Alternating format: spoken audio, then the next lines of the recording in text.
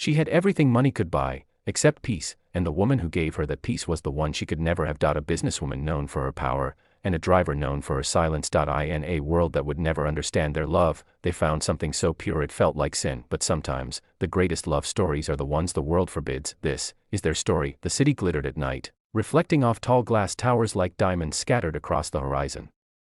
Zara Malik watched it all from her tinted car window, her face half lit by the phone screen in her hand. Her name echoed across the business world, CEO of one of the largest textile empires in Pakistan, a woman who built her success brick by brick. To the world, she was everything: elegant, untouchable, disciplined, and strong. But inside, she was exhausted. Her life was noise, meetings, deadlines, contracts, interviews.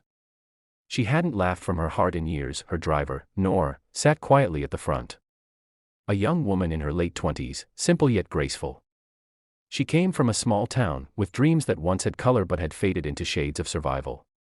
She drove with focus, barely speaking, her eyes fixed on the road.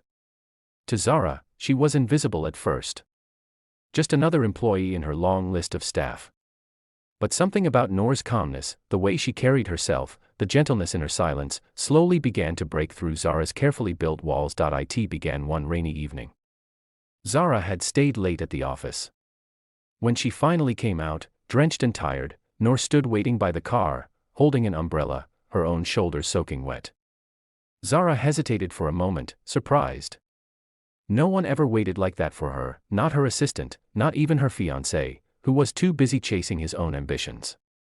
That night, as they drove through the rain, Zara watched Noor's reflection in the rearview mirror and felt something unfamiliar, a pull, a warmth she couldn't name. Over the next few weeks, conversations began to fill the silence between them. Small at first. Questions about traffic, weather, or coffee. Then deeper. Noor talked about her family, her dreams, and how she had once wanted to study literature but couldn't afford it. Zara listened, fascinated. For the first time, she wasn't the one giving orders, she was simply hearing someone's truth. Noor spoke softly, her voice carrying a strange strength that reached straight into Zara's loneliness. Zara started to look forward to those drives.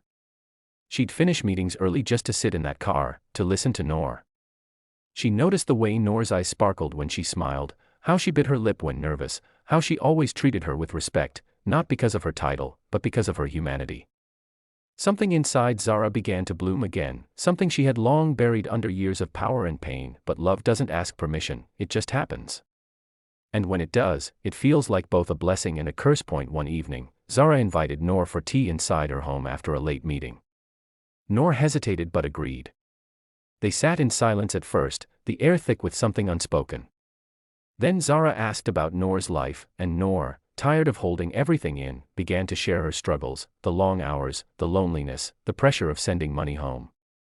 Zara listened with an ache in her chest. Without thinking, she reached out and held Noor's hand. The world seemed to stop for a moment.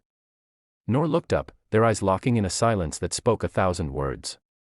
Neither of them pulled away. That night, something changed forever. From that day on, their connection deepened. Zara began to smile again. Noor's laughter filled the spaces that once echoed with coldness. But soon, whispers started among the household staff. People talked. Eyes followed them. And Zara's fiancé, Rayhan, began to notice. One night, he confronted her, accusing her of losing her mind, of ruining her image. He threatened to destroy Noor's life. For the first time, Zara realized what it meant to live in a world where love could be dangerous, and yet, she couldn't stop. The heart had already chosen. The storm came quietly, then all at once. The rumors spread like wildfire through Zara's company and among her social circle. Noor became the target of cruel gossip, people calling her names, accusing her of seducing Zara for money. Zara tried to protect her, but the pressure was unbearable. Rayhan leaked photos of them together, an innocent hand-holding moment taken completely out of context, but enough to destroy reputations in their society. Zara was forced to suspend Noor from work until things settled down. Noor accepted it silently, tears filling her eyes. She understood. But the hurt ran deep.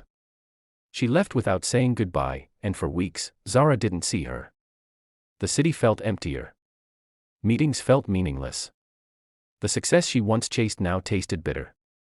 She couldn't stop thinking about Noor, the warmth of her voice, the kindness of her soul, the way she made her feel seen. Finally, one night, Zara drove herself, something she had never done before, to Noor's neighborhood.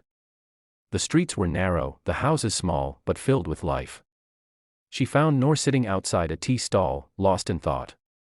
When Noor saw her, she froze, eyes widening in disbelief. Zara didn't care about who was watching.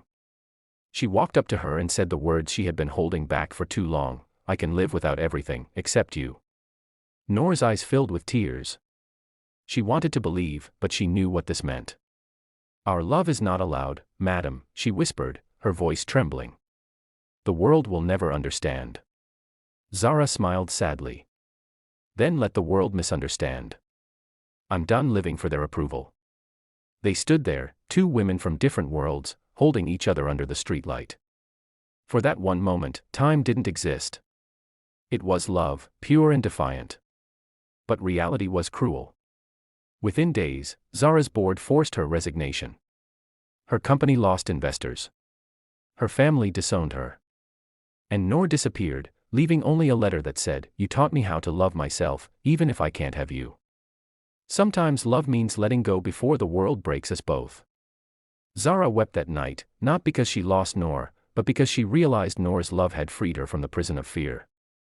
She left the city, started a small foundation helping women from underprivileged backgrounds, just like Noor once was.